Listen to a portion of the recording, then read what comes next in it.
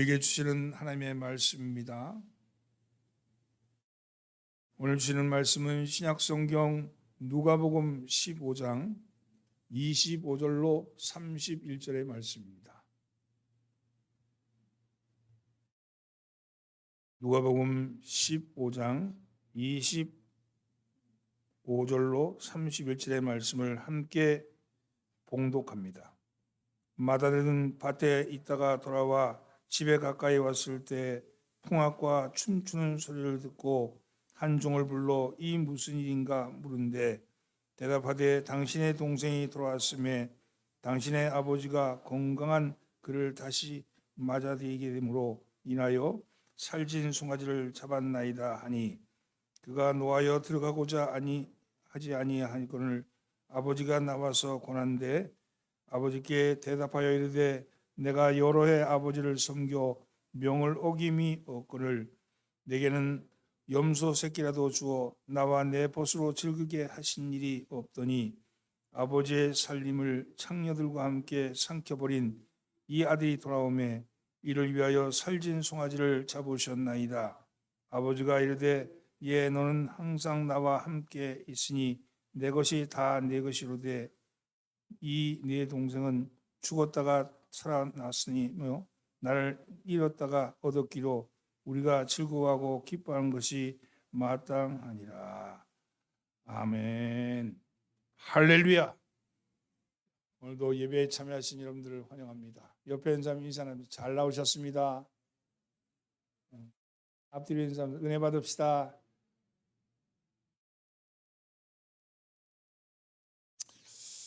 오늘 읽은 본문은 여러분도 다 잘 아시는 본문, 탕자의 비유입니다. 내용은 간략하게 설명하면 여러분 잘 알지만 설명하면 이렇습니다. 아버지에게 장성한 두 아들이 있었습니다. 근데 어느 날 작은 아들이 아버지에게 재산 분배를 요구합니다. 자기 몫을 달라는 거죠. 아버지가 돌아가시지도 않았는데 재산을 분배해 달라 이렇게 요청하는 겁니다. 아버지는 큰아들과 작은아들에게 각각 재산을 나눠 주었습니다. 작은아들은 자신의 몫을 정리해서 이민을 가버렸어요. 처음에는 너무 좋았습니다. 돈도 있고 그러니까 친구들도 많이 생겼고 예쁜 여자들도 늘 곁에 지키고 있었고 날마다 질 좋은 음식과 그리고 화로운 집에서 지냈지만 근데 갑자기 기근이 들자 하던 사업이 불경기가 들고 사업이 망하고 말았습니다. 옆에 있던 친구도 다 떠나고 애인도 떠나고 하인도 떠나고 있는 것은 다 빼앗기고 말았습니다. 먹고 살기가 힘드니까 동물 농장에 들어가서 돼지 농장에 들어가서 온갖 굳은 일을 다 합니다. 그럼에도 풍족한 배를 채우지 못하고 줄인 배를 움켜안고는 어떻게 하든지 먹고 살려고 돼지가 먹는 쥐엄나무, 우리 치면 사료죠. 사료를 얻으려고 했지만 그것조차도 얻기 쉽지 않았습니다. 비로소 아버지 집이 생각이 났어요. 행복한 울타리 속에만 있으면 행복의 의미를 잘 모릅니다. 불행과 고난이 있어야지 행복의 의미를 알고 감사하며 기쁘게 살 수 있는 거죠. 비록 바로 이 작은 아들이 그랬습니다. 아버지 집에 있을 때 화스러운 옷을 입고 늘 배불리 먹고 마셨지만 행복하지 않았습니다. 그래서 아버지 집에서 탈출하고 싶었던 거죠. 근데 실패하고 절망하고 그리고 밑바닥에 가보니까 비로소 아버지 집의 가치가 빛나 보였던 겁니다. 아버지의 품꾼들도 자기보다도 더 나은 생활을 하고 있던 것이 떠올랐습니다. 그래서 작은 아들은 자신의 잘못을 뉘우쳤어요. 그리고 차라리 아버지 집에 가서 품꾼으로 있는 것이 더 낫겠다는 생각이 들었습니다. 마침내 작은 아들은 결심을 하고 집으로 돌아옵니다. 아버지는 이 돌아온 아들을 야단치거나 꾸중하지 아니하고 영접하고 제일 좋은 옷을 입히고 손가락에는 반지를 끼워주고 살진 송아지를 잡아 사람들을 모아 잔치를 벌립니다. 한편 이러한 일을 모르고 집으로 돌아오던 일을 마치고 집으로 돌아온 아들이 집에서 잔치가 벌어지자 그것을 보고는 어쩐 일이라고 묻습니다. 잔치가 벌어졌는데 집에 동생이 돌아온 것을 기념해서 아버지가 잔치를 벌였다는 사실에 대해서 분노합니다. 오늘 읽은 본문이 바로 그 장면입니다. 왜 맏아들은 분노했을까? 왜 동생이 건강하게 돌아온 것에 대해서 기뻐하는 아버지의 처사에 대해서 화를 내고 있을까요? 사실 우리가 알고 있는 이 탕자의 비유에서 탕자가 작은 아들만이 탕자가 아니라는 사실을 가르쳐주고 있는 겁니다. 알고 보면 큰 아들도 탕자였습니다. 오히려 작은 아들은 뉘우친 탕자라면 큰 아들은 뉘우칠 줄 모르는 탕자였던 것이죠. 작은 아들은 무언가 세상에 향락이 좋고 세상에서 자기가 이룰 것이 있을 것이라는 육신의 욕망에 빠져서 아버지에게서 등을 졌다면, 그래서 인생 막장까지 몰린 동생, 그런데 인생 막다른 골목에서 돼지의 밥인 쥐업 열매를 먹겠다고 돼지와 경쟁하는 그 동생의 처지에 대해서 큰아들은요 연민의 정을 갖지 못하는 거예요. 동생이 망했다는 거예요. 동생이 망했으면 당연히 그 망한 동생의 상태에 대해서 연민해야 될 텐데 오히려 동생 망한 게 잘 됐다고 그렇게 생각하는지도 모르죠. 동생이 망한 것이 당연하다고 생각했는지도 모릅니다. 그리고 막상 그 동생이 망해서 돌아오니까 오히려 그 동생을 잘 대접하는 아버지에 대해서 원망을 하고 있는 겁니다. 이 연민의 정마저 잃어버린 맏아들 역시 아버지의 진정한 마음을 등진 탕자였던 것이죠. 우리는 교회 공동체에서 이런 탕자의 모습을 발견합니다.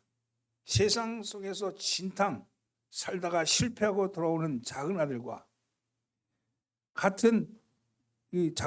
그 작은 아들을 향해서 비난의 화살을 쏘아 붙이고 있는 맏아들 같은 그런 탕자가 교회 안에 공존하고 있다는 겁니다. 어쩌면 때로는 작은 아들, 때로는 맏아들의 역할을 번갈아 하는지도 모릅니다.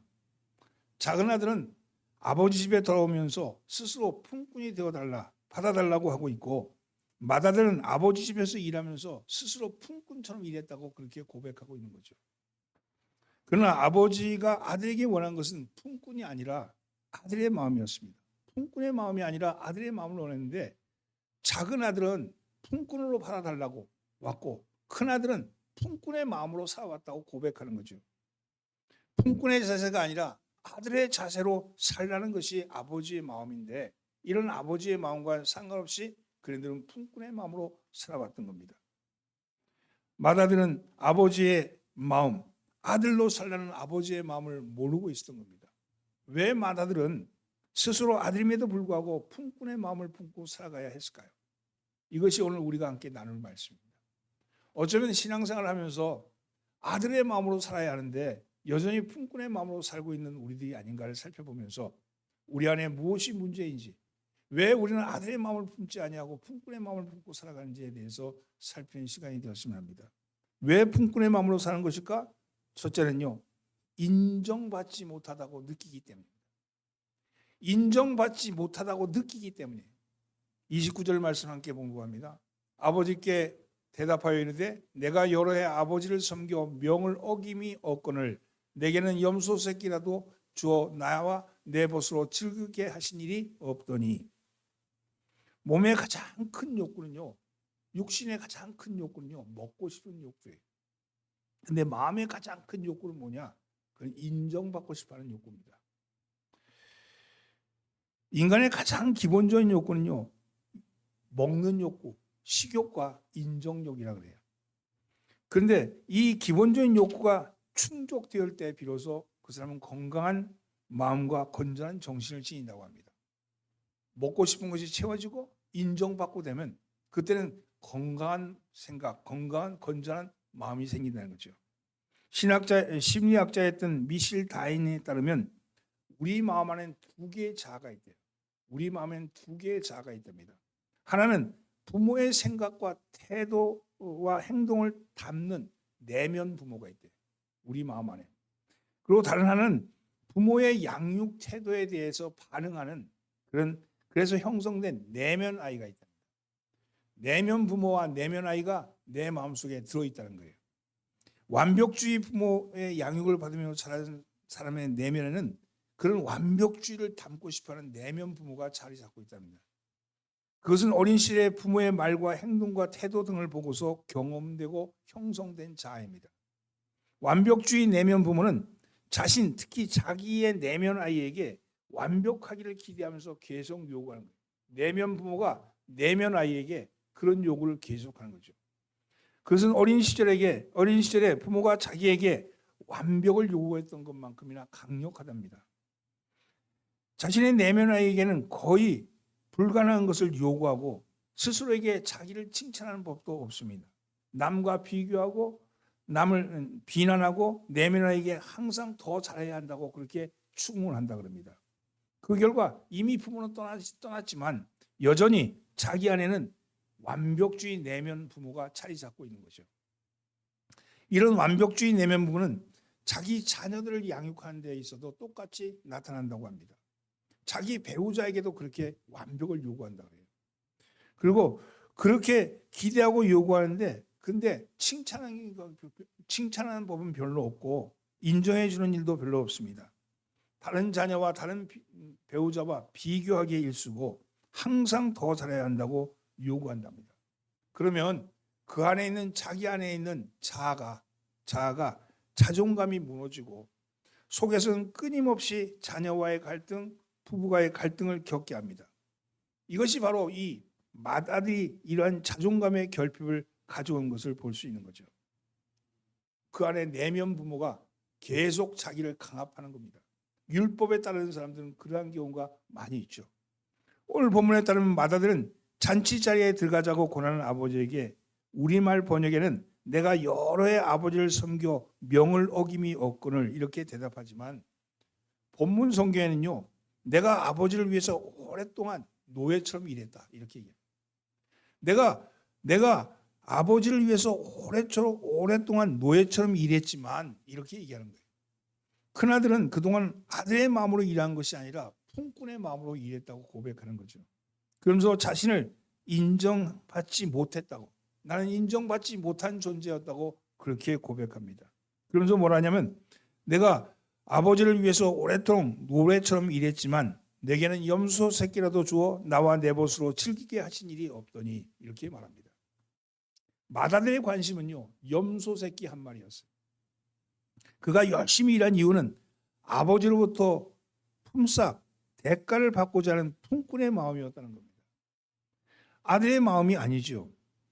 여러 해 동안 섬겨 명을 어김이 없거늘 내게는 염소 새끼라도 주어 나와 내 벗으로 즐기게 하신 일이 없던지 이렇게 불평하는 겁니다. 그러나 이런 맏아들에 대한 아버지의 마음은 달랐습니다. 31절 말씀에 보면 너는 항상 나와 함께 있으니 내 것이 다 내 것이로되 이렇게 말합니다. 염소 새끼 때문에 내가 불평하느냐? 얘야 내 것이 다 내 것 아니냐? 이렇게 말합니다. 이것은 오늘 우리에게도 해당되는 말씀이죠. 사랑하는 성도는 여러분은 어떻습니까? 여러분은 여러분의 기도가 번번이 하나님에 의해서 무시당한다고 느낀 적은 없습니까? 여러분은 교회에서 교회의 지체의 주인이 아니라 손님처럼 주변인처럼 그렇게 생각이 든 적은 없습니까? 하나님, 왜 하나님은 나에게 내가 일한 것에 걸맞는 대접을 해주지 않습니까? 내가 이렇게 열심히 기도했으면 기도의 응답이 탁탁 와야 되는데 어째 이렇게 늦습니까? 아니면 왜 이 응답이 안 옵니까? 하고 소리 지르지는 않습니까? 지금 내가 이렇게 복을 받지 못하면 내가 제대로 일하지 않았기 때문 아닌가 하는 그런 생각이 혹은 들지는 않습니까? 내가 이렇게 내 삶이 풍요롭지 못한 것은 기도를 열심히 안 해서 그런 거 아닌가? 이런 생각이 또 들지는 않습니까? 여러분 이 모두가 품꾼의 마음입니다. 그러나 하나님을 우리를 향해서 뭐라고 말씀하시냐면 너는 아들이라고 말씀합니다. 시편 2편 7절 말씀 내가 영을 전하노라 여호와께서 내게 이르시되 너는 내 아들이라 오늘날 내가 너를 낳았도다. 하나님이 뭐라고 말씀하면 너는 품꾼이 아니라 아들이다. 너는 일꾼이 아니라 아들이다. 이렇게 말씀하시죠. 히브리서 1장 5절 말씀에 하나님께서 어느 때 천사 중에 누구에게 너는 내 아들이라 오늘 내가 너를 낳았도다 하셨으며 또다시 나에게 그에게 아버지가 되고 그는 내 아들이 되리라고 하셨느냐. 어떤 천사에게도 그런 적이 없지 않냐. 근데 너에게는 그렇게 말했지 않냐. 너에게는 오늘 내가 너를 낳았도다. 내가 너의 아버지가 되고 넌 내 아들이 될 것이다. 이렇게 약속하지 않았냐고 물으십니다. 사랑하는 성도 여러분, 우리는 염소 새끼 한 마리를 구하는 자가 되기보다는 하나님의 아들의 마음을 품으셔야 합니다. 아들의 마음을 품으셔야 합니다. 어떨 때 어떤 문제에 대해서 문제 응답이 즉각 오지 아니하면 그거에 대한 뭔가 원인이 있기 때문이 아닌가 하는 생각을 가지면서 원망과 내 속에서 내 스스로 안에서 내면 아이가 발동을 하는 거예요. 내면 아이가. 그래서 나는 무엇 때문에 완벽하지 못하다고 생각하는데 그거는 품꾼의 마음입니다. 여러분, 응답이 오지 않는다 할지라도 이것은 다 내 것이라고 말씀합니다. 지금 비록 아버지는 살아계셔서 여전히 아버지가 경영하고 계시지만 그러나 아버지의 유산은 곧 나의 것이고 아버지의 분깃은 나의 것이고 아버지가 가지고 있는 그 모든 것이 나의 것이라고 말씀하지 않습니까? 오늘 여러분, 하나님은 분명하게 응답하실 것이고 분명하게 여러분에게 주실 줄 믿습니다. 이게 아들의 마음입니다. 아버지에 대한 아들의 마음을 품고 살아가는 여러분 되기를 예수님으로 축원합니다. 여러분은 품꾼이 아니라 아들입니다. 나는 아들이다. 나는 딸이다. 그렇습니다. 여러분은 하나님의 자녀입니다. 하나님의 자녀의 마음을 품으십시오. 이건 느낌이에요. 느낌. 내가 인정받지 못한 느낌일 뿐입니다. 사실은 하나님의 인정받는 자라는 거예요. 근데 인정받지 못한 느낌을 가지고 여러분의 삶을 끌어가면 안 된다는 겁니다. 오늘 여러분, 느낌이 아니라 사실이 우리는 하나님의 자녀입니다. 오늘 여러분, 하나님의 자녀로서의 당당함과 자존감을 누리며 살아가는 여러분 되기를 예수님으로 축원합니다. 두 번째는요, 자기의가 강하기 때문입니다. 자기의가 강하기 때문입니다. 30절 말씀 함께 공부합니다. 아버지의 살림을 창기와 함께 먹어버린 이 아들이 돌아오매 이를 위하여 살진 송아지를 잡으셨나이다. 맏아들이 분노하는 두 번째 이유는 자기의가 강하기 때문입니다. 맏아들은 다시 돌아온 아버지의 둘째 아들의 죄만을 생각합니다. 나아가 그의 죄를 사실보다 더 크게 과장합니다. 맏아들은 동생의 죄를 소문보다 더 크게 과장합니다. 둘째 아들이 아버지의 재산을 가지고 먼 나라에 가서 호랑방탕하여 그 재산을 낭비하였더냐 하였지만 본문은 맏아들은 창녀와 함께 삼켜버리니라고 그렇게 강하게 비난하고 있죠. 게다가 영어 성경에는 동생을 향해서 뭐라 하냐면 This son of your이라고 해요. 당신의 아들이 이렇게 얘기합니다. 우리는 그렇게 돼 있지 않지만 원어 성경엔 당신의 아들이라고 얘기합니다. 이 말씀은요, 내 동생이 아니고 당신의 아들입니다. 저 둘째 동생은 나와는 상관없습니다. 이렇게 관계를 끊어버리는 거죠. 맏아들의 관심은 동생의 처지나 형편이 아니고 동생의 죄와 허물만 보였던 겁니다. 그것도 크게 부풀렸습니다.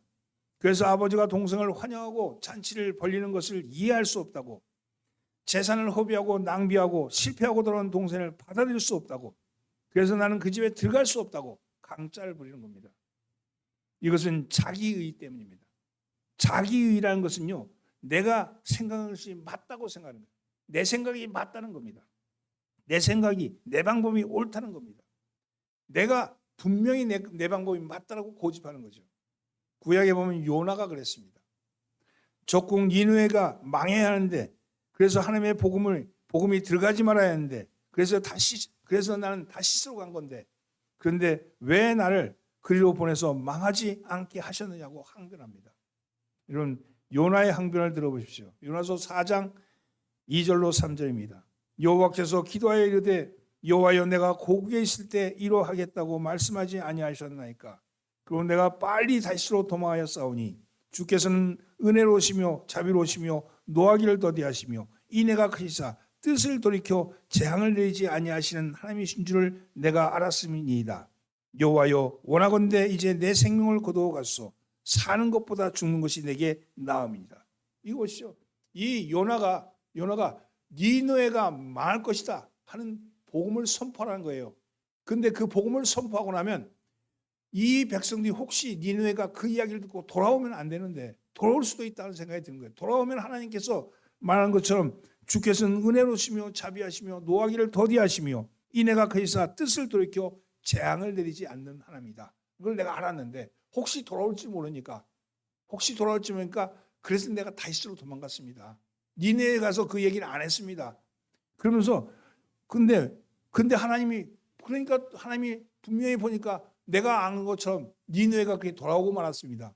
이건 내가 못 살겠습니다. 이거 뭐라 그래요? 여호와여 원하건대 내 생명을 거두어갔소. 사는 것보다 죽는 것이 나음이다. 이렇게 얘기하는 거예요.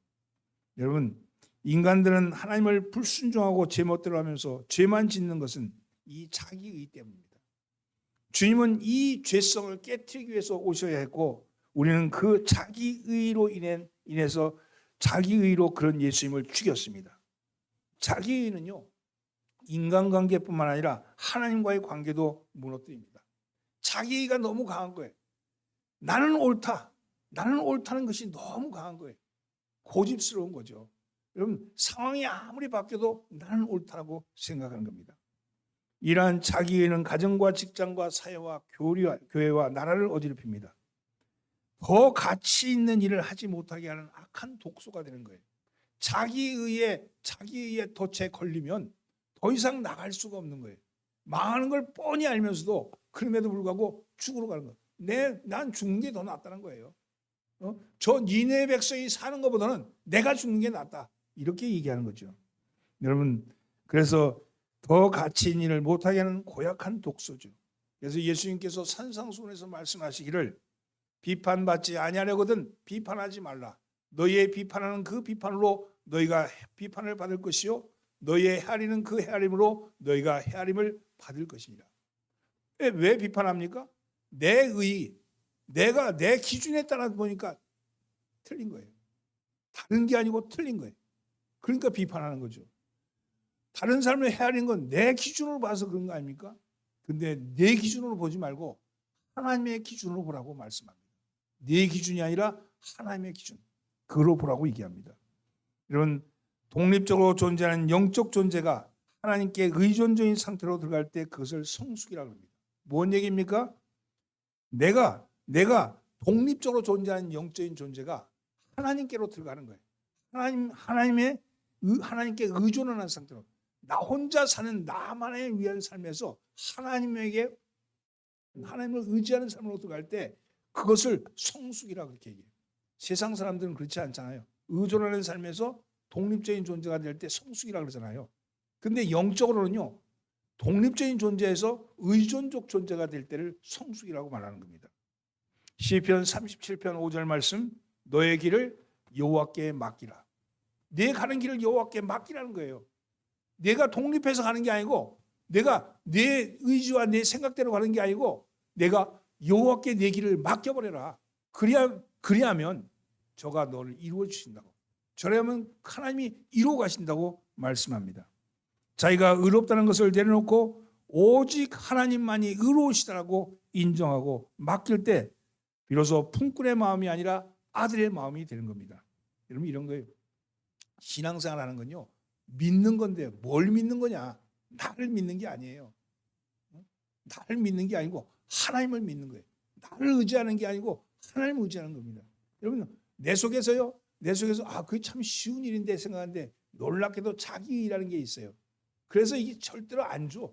마지막까지 끝까지 잡고 있는 거예요. 끝까지. 여러분, 죽을 때 비로소 손을 펴는 거예요. 여러분, 아무것도 갖지 못한 손 안에 아무것도 가지 못한 허공과 먼지만 있는데도 불구하고 끊어지고 있는 우리들. 여러분 손을 펴십시오.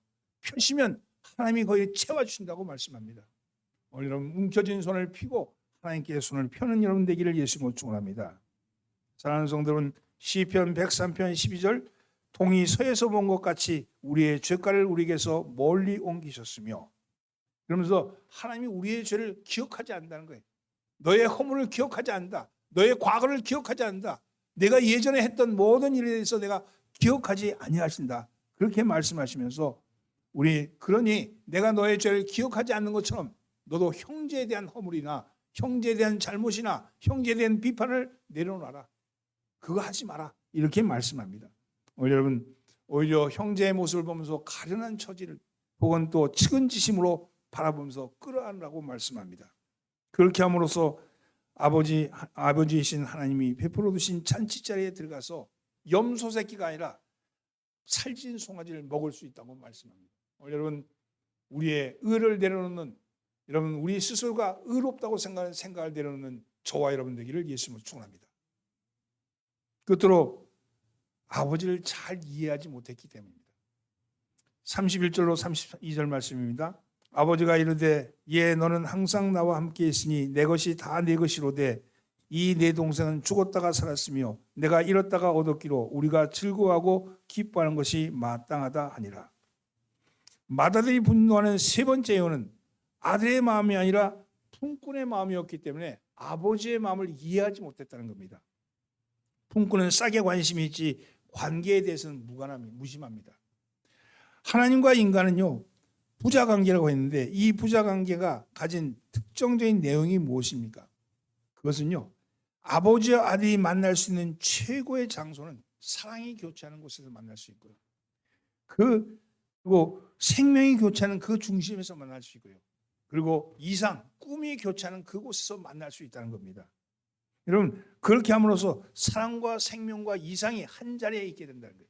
이 한 자리에 돼 있으면 그러면 하나님이 생명이요 나도 생명이고 하나님이 사랑이면 나도 사랑이고 하나님이 꿈이면 나도 꿈, 나도 소망이 된다는 거예요. 그 자리에 가면 아버지의 관심사가 내 관심사가 되고 아버지의 즐거움이 내 즐거움이 되는 겁니다.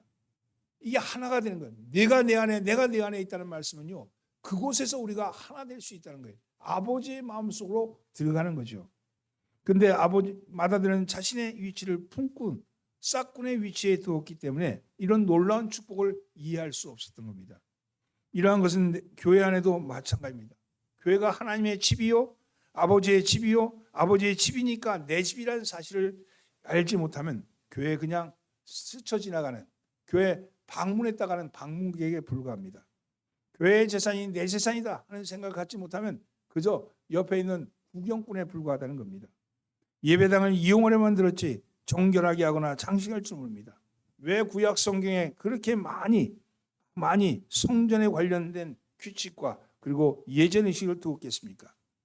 그것은 하나님의 집이자 그리스도의 몸이요 바로 내 몸이라는 사실 때문입니다. 오늘 비유에서 아버지의 마음은 어디에 있었습니까? 재산이 아니라 물질이 아니라 죽었다 살아오던 아들에게 있었다는 거예요. 아버지의 관심은 생명에게 있는 거예요. 아버지의 관심은 생명에 있는 겁니다. 아버지는 물질이 아니라 보이는 물질에 관심 있는 것이 아니라 생명에 있다는 거예요. 생명에 관심 두면 그 나머지의 것은 더하여 주신다고 말씀합니다. 오늘 우리의 삶을 한번 뒤집어 보세요. 우리의 주 관심사가 뭡니까? 눈에 보이는 거잖아요. 많이 갖고 높이 올라가고 그리고 넓게 사람들에게 영향을 미치면 대단한 사람이라고 생각하지만 그러나 그것은 순식간에 지나가고 맙니다. 오히려 그것보다는 보이지 않는 것에 관심을 두고 생명에 더 관심을 두고 측은지심을 느끼게 하고 다른 사람의 아픔을 내 아픔처럼 느끼게 하면 그 나머지 건 더하여 준다고 성경은 말씀합니다. 오늘 여러분 우리의 방식은 세상의 방식과 다릅니다. 세상의 방식은 약육 방식이고요. 세상의 방식은 무한 경쟁에서 탈취하는 거예요. 남의 것을 빼앗아오는 것이 세상의 방식이라면 우리의 방식은 반대잖아요. 우리는 나눠주고 넓혀주고 살려주고 하는 것이 우리의 방식 아닙니까? 오늘 여러분 우리의 방식대로 한번 살아보십시다. 그러면요 우리의 삶이 새로워짐에 경험하게 될 줄 믿습니다. 이것은 오늘 우리에게도 마찬가지입니다. 여러분 물질적인 축복을 요청할지 모르지만 하나님은 여러분의 생명을 보고 계십니다. 여러분은 외형적인 성공을 꿈꾸는지 모르지만 하나님은 여러분의 영적인 성숙을 바라고 계십니다.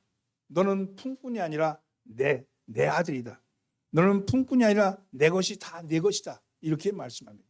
너는 눈에 보이는 그것에 염소새끼 때문에 노여워하지 말아라. 염소뿐만 아니라 내가 가진 모든 것이 다 너의 것이다. 이렇게 말씀하는 거죠. 오늘 여러분 품꾼으로 있느냐 아들로 있느냐 그것은 우리의 선택입니다. 생각이죠. 생각. 어떤 생각을 품냐가 매우 중요합니다.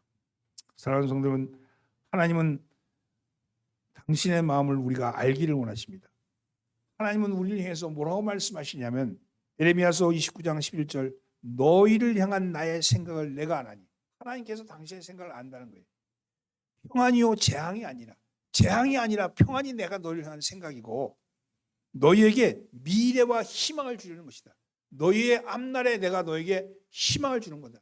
닫힌 미래가 아니라 열린 미래를 주려는 것이다. 이렇게 말씀합니다. 오늘 우리는 호세아 선지자의 권면처럼 하나님을 힘써 아셔야 합니다. 힘써 알기를 원합니다. 호세아 6장 3절 우리가 여호와를 알자 힘써 여호와를 알자 그의 나타나심은 새벽빛같이 어김없나니 비와 같이 땅을 적시는 늦은 비와 같이 우리에게 임하시랴. 캄캄한 밤과 같은 오늘의 우리의 삶 속에서 그분은 새벽빛같이 어김없이 우리에게 찾아올 것이고 우리가 기다리고 기다리지만 이른 비가 아니라 늦은 비의 은총으로 우리에게 채우실 줄 믿습니다. 품꾼이 아닌 아들의 특권, 싹이 아닌 아버지의 기업을 얻기를 원합니다. 여러분을 향한 아버지 하나님의 마음이 함께 하시길 예수님으로 축원합니다. 그런데 끝으로 이 마다들은 어떻게 했을까요? 비유는요, 마다들이 회개하고 돌아왔더라 이렇게 끝나지 않습니다. 그냥 마다들이 돌아왔다는 말이 없이 그냥 끝납니다. 아직도 마다들은 고민하고 있는, 아직도 마다들은 고민 중에 있습니다. 어쨌든 이 비유에서 돌아오지 않는 탕자, 돌아온 탕자는요 작은 아들이었고 돌아오지 않는 탕자는 마다들이었던 겁니다. 어쩌면 우리는 교회에 있으면서 탕자, 그 탕자에 대해서 비난하기를 맞이하지 않는데, 그리고 탕자가 돌아왔다고 기뻐하는 일에 함께하는데, 근데 돌아오지 않는 탕자에 대해서는 생각하지 않고 있는지도 모릅니다. 그 돌아온 탕자, 돌아오지 않는 탕자는 누구일까? 오늘 그것을 살피시면서 여러분의 삶을 돌아보시길 바랍니다. 마달이 분노했던 세 가지 이유는 이렇습니다. 스스로 인정받지 못하다고 느꼈기 때문에, 두 번째는 자기가 강했기 때문에, 세 번째는 아버지의 마음을 몰랐기 때문입니다. 오늘 여러분 이 탕자의 비유를 통해서 여러분의 마음을 한번 살펴보시는 여러분 되시길 바라고, 이 한 주간이 하나님 앞으로 돌아가서 아버지의 것을 누리며 살아가시는 여러분 아들의 마음을 갖기를 예수님으로 축원합니다. 기도합니다. 주님, 저희는 돌아보니 마다들 같은 자들이었는지도 모릅니다. 우리는 우리가 가지고 있는 하나님이 주신 놀라운 축복을 그것을 헤아리지 못하고 그저 받지 못한 것에 대하여서 불평하고 불만했던 그러한 모습인지도 모릅니다. 다른 사람에 대해서 스스로 우울의식을 가지고 나는 작은 아들이 아니니까, 나는 작은 아들이 아니니까 하는 그런 생각에 우리가 잡혀 있었는지도 모릅니다. 그러나 주님, 이제 우리 스스로를 돌아보게 하여 주시고, 하나님은 우리를 향해서 아들이라고 말씀하셨습니다. 하나님은 나를 따르라고, 내 마음을 받으라고 말씀하셨습니다. 하나님의 마음을 이해하면서 주님 살아가는 저희들 되게 하여 주옵소서. 예수님의 이름으로 기도합니다. 아멘.